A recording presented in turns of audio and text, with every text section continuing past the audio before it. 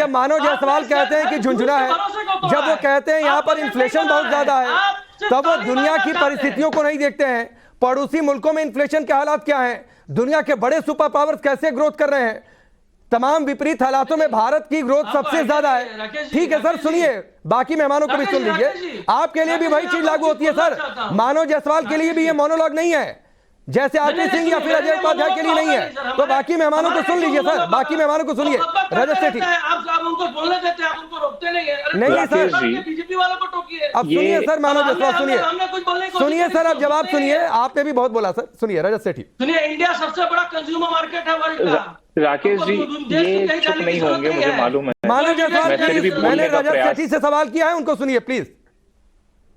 देखिए राकेश जी, ये गांधारियों से आप क्या उम्मीद रखते हैं? उनको जब आंख पे पट्टी बंधी है तो दिखेगा कहां से? तो मुझे उम्मीद नहीं है गांधारियों से कि इनको कुछ भी दिखने वाला है।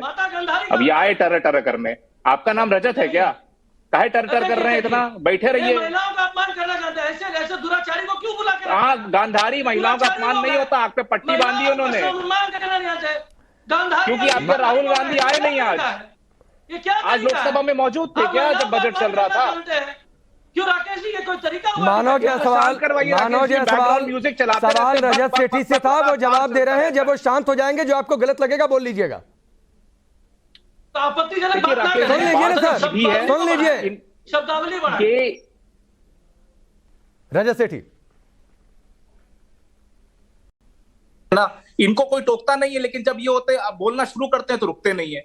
मैं बात कर रहा हूं इंपॉर्टेंट, यहां पर जिनको रोजगार नहीं दिख रहा है, लगातार पिछले 3 सालों से कैपेक्स ड्रिवन बजट्स आ रहे हैं, लगातार सरकार पहल कर रही है जहां पर प्राइवेट सेक्टर ने भी मुंह मोड़ा और इन्वेस्टमेंट नहीं किया, तब भी आकर सरकार ने फ्रंट से लीड किया और अपने कंधों पे बोझ झेलते हुए कैपिटल एक्सपेंडिचर की मोमेंटम को मेंटेन रखा।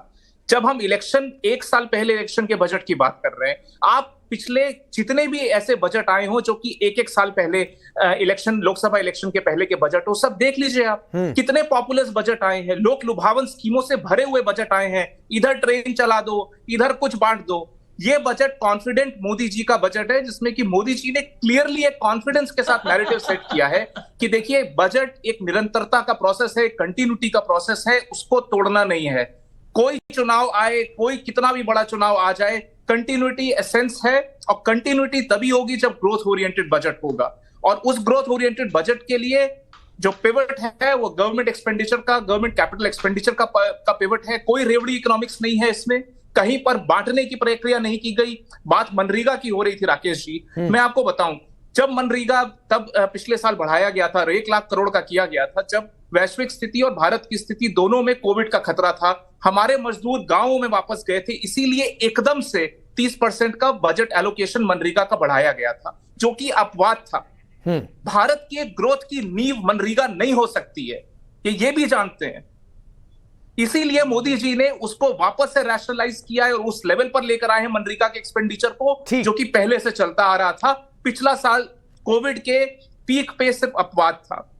आप आइए यूथ के हिसाब से, इकोनॉमिक सर्वे अगर पढ़ा हो, इकोनॉमिक सर्वे में क्लियरली लिखा है कि स्टार्टअप इकोसिस्टम ने डायरेक्ट जॉब्स जो क्रिएट करी वो 9 लाख जॉब्स थी। जो इनडायरेक्ट जॉब्स क्रिएट करी हैं वो तो ओवरऑल रिफ्लेक्ट होता है। एग्रीकल्चर की बात करते हैं और किसानों की बात करते हैं। अमर्त्य सेन का सबसे बड़ा एक नारा रहता था यूपीए के टाइम में, जब वो सबसे ज्यादा थिंकिंग और इंटेलेक्चुअल ऑर्गेनाइजेशंस को लीड करते थे। बोलते थे 4% ग्रोथ कब आएगी एग्रीकल्चर में। आप मोदी जी का रिकॉर्ड देखिए, पिछले 3-4 साल से लगातार 4% प्लस एग्रीकल्चर ग्रोथ रेट हुई है। तो कहां से हो गई? किसानों की ग्रोथ हो रही है, तभी तो एग्रीकल्चर ग्रोथ रेट ठीक है। मैं आगे बढ़ता हूं, रुक जाइए मानव जायसवाल, रुक जाइए सर, अभी सुनिए।